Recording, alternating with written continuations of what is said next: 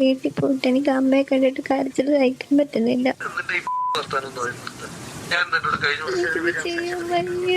ഇത്രമാത്രം ക്രൂരനാണോ രാഹുൽ മാങ്കൂട്ടത്തിൽ? ഇന്ന് പുറത്തു വന്ന ഈ ഓഡിയോ കേട്ടപ്പോൾ ചോദിച്ചു പോകുന്നത് അതാണ്. ഇത് ആരുടെ പ്ലാനാണ്? എന്റെ പ്ലാനാണോ? എന്റെ പ്ലാനാണോ? ആർക്കാണ് കുഞ്ഞിനെ വേണം എന്ന് പറഞ്ഞുകൊണ്ടിരുന്നത്? ഞാനാണോ?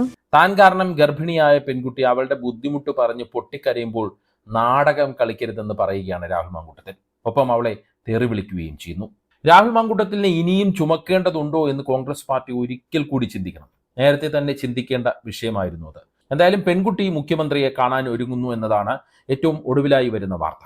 അത് ഏറ്റവും ശുഭകരമായ കാര്യമാണ്. കാരണം ഇത്രയും നാൾ പരാതിയില്ല എന്ന ഒറ്റ കാരണത്താലാണ് രാഹുൽ മാങ്കൂട്ടത്തിൽ ഇങ്ങനെ ഇളിച്ചുകൊണ്ട് നടന്നത്.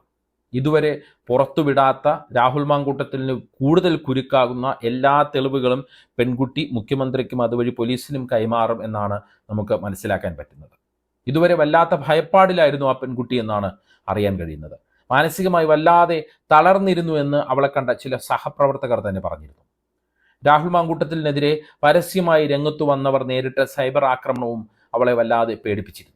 അയാൾ തനിക്കെതിരെ വന്ന എല്ലാ ആരോപണങ്ങളെയും PR പണി കൊണ്ട് കഴുകിക്കളഞ്ഞ് വീണ്ടും പാലക്കാട് സജീവമായി. മാങ്കൂട്ടത്തിൻ്റെ വീരകൃത്യങ്ങൾ വിവരിക്കുന്ന വീഡിയോകൾ ഓരോ ദിവസവും ചില യൂട്യൂബർമാർ നിങ്ങളുടെ മുന്നിലേക്ക് എത്തിച്ചു.